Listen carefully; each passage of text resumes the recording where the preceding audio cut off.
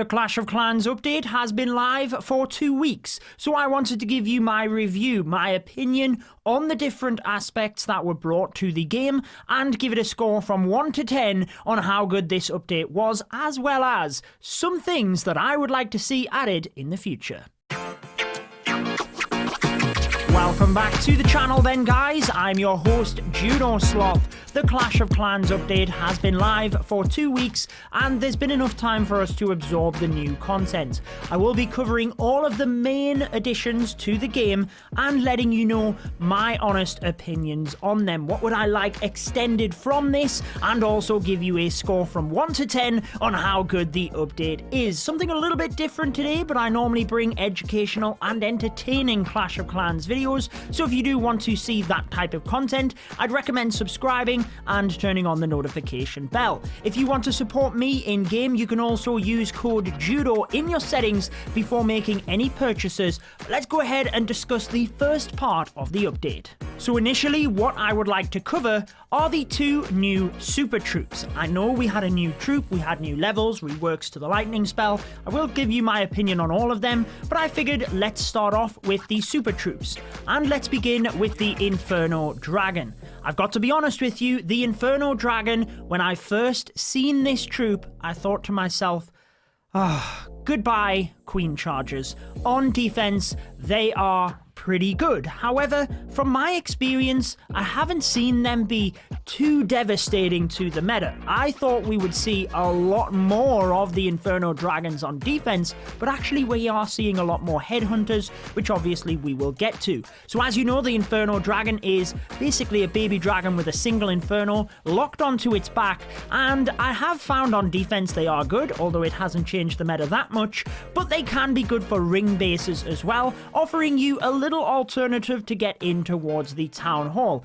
All in all, I am very happy with the new super troops, and I do think that whilst I was a little bit skeptical in terms of the Inferno Dragon's strength on defense, it really hasn't proved to be that devastating, and the Queen Chargers are very much still popular. However, let's discuss the Super Witch. Now, I have actually had the Super Witch boosted for the last week, but honestly, I haven't really found a great advantage of the Super Witch. I have seen it in the qualifiers used as a 3-star by EveCheck, but I haven't really found a specific area where the Super Witches are particularly good. You can let me know your opinions down in the comments on any of this, but really, I just haven't found the Super Witches niche yet, if you will. Now, I do like that it's a little bit different, and I think the Super Troops are something that can continue to be expanded. And I do think that whilst it's 40 housing space and it is a lot, again, that's different. And it's something that maybe, just maybe, we will find out in the coming weeks how to use this. Particularly, they have been relatively good with the big boys in terms of getting into the heart of the base where you can't get easy access to the scatter shots, and you can tank them because the Giga Bomb, the scatter shots, they're not really going to take the Super Witch down, but you always run into the issue of time fails. So I've got to be honest on the 2 super troops, the Inferno Dragon is most definitely my favorite. Let me know what you think on the housing space. I think it's good where it is. It's a really tricky troop to balance this one because it's so beefy, so meaty, but I do think that it just hasn't quite found its place in the meta. Now, I will be discussing things I would like to see in the future, but we already know that Clash of Clans plan to bring just about every single troop that there is to these super troops. Or maybe not every single one, they'll see what they can do.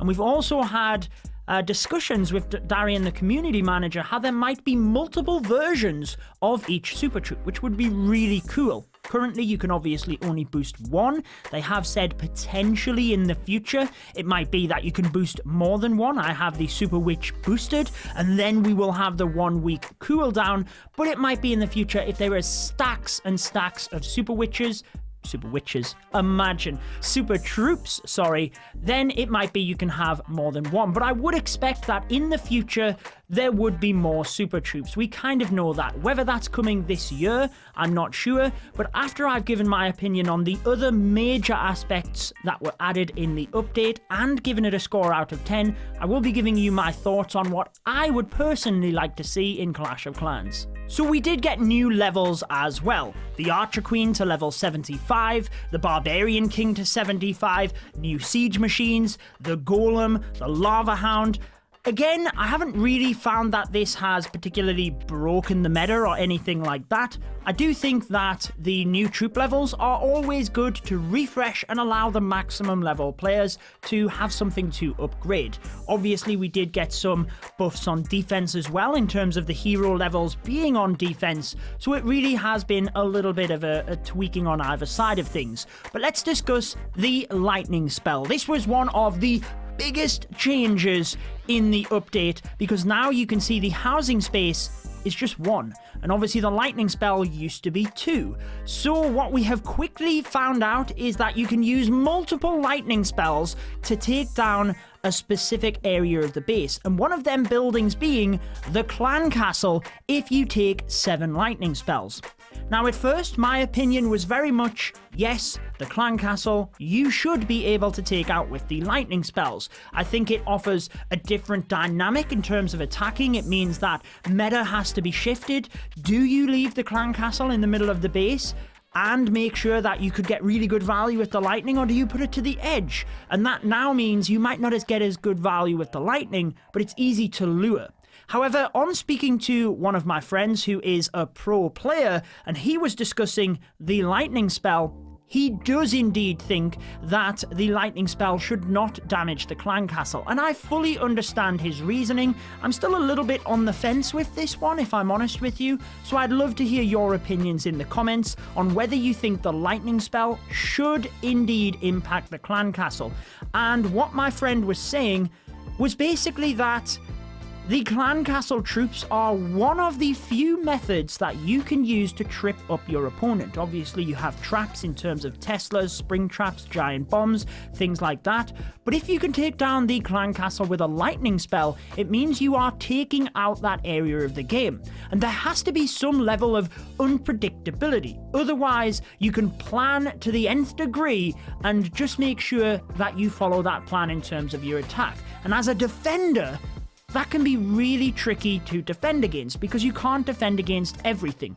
So what it means is the clan castle troops that come out of there are sometimes one of your main strengths because you can surprise your opponent. But if they can take it down with lightning spells, it takes away that area of the game. So I kind of see it from both sides, and I'd be interested to hear your opinion on the lightning spells, but I think for the moment it should be left where it is whilst we let the dust settle a little bit longer. Before we discuss the new troop, the Headhunter, give this update a score from 1 to 10 on how good it was, and also let you know a couple of things that I would really like to see added in the future. There's a couple of other parts of the update I want to mention them. One of them being aesthetically, the village skins. Now I've got to be honest, this might not have been your favourite part of the update, but I really like customization. I think the hero skins are great, and previously I have talked about what else could we change, and my idea was potentially the town hall, because if we were to put skins on troops or defenses, you have to be able to distinguish the level. So if you were to put a skin on the archer tower, it might be difficult, but the town hall you might be able to get away with. However, the village skin I'd never thought of, but it is fantastic in my opinion, and I know it's only little, it doesn't change the gameplay, but personally it's one of my favourite parts of the update actually, and I'm really excited to see where they go with this as well. I'm sure we will see a lot more skins, and we will be able to customise our bases a little bit more, which again, personally, I really like. Also, there was a couple of little changes in terms of the AI. Massive shout out to the Grand Warden. I think he's over here on my base. He now follows the balloons a lot better on air, which is always a positive if you are a lava loon attacker. Also, we had the friendly challenge feature. Now for me, this has to be 10 out of 10. I mean, there are a couple of little things that could be tweaked, but this is an entry into the friendly challenge army, and I am so glad that this was added, because it really means you can test out bases, you can test out strategies without having to use your resources. Now, the two buttons, I mentioned this in the sneak peek, but the edit army and the attack are both green buttons, and I do think that that could be changed as a little minor tweak here in order to make sure that you don't attack when you want to edit your army. And I would love to see things expanded a little bit further in terms of actually taking your own clan castle troops as well. But, you know, beggars can't be choosers. I am glad that this has been added. I think it is awesome to be able to just customize the army. So let me know what you think. Also, we had the brand new Headhunter Troop. Let me find one of the Dark Barracks. There it is. Look at how beautiful that is. And obviously, inside that, we had the Headhunter. Now, the Headhunter for me is brilliant. Again, I like anything that is different. I mentioned this earlier on. And I like mechanics of the game that are unique. And I actually mentioned, many of you guys might have watched the Springtrap show when I used to often feature as a guest on there with my good friend Echo. His channel will be linked down below. Be sure to show him some love, guys. But I always used to discuss my idea of having the Bandit from Clash Royale, and you could toggle, again, I like customization, what defense or what building it would attack. And this is kind of similar. It just beelines, but it just goes to the heroes. And actually, it's a really cool idea. And we have seen some very nice examples of the Headhunter coming through the base, using the Grand Warden's ability on top, and then it takes out the Queen, for example, in a Lava Loon attack. So the Headhunter, for me, again, massive thumbs up. So what about a score then? A 1 to 10 before we get on to a couple of things I would like added into the game.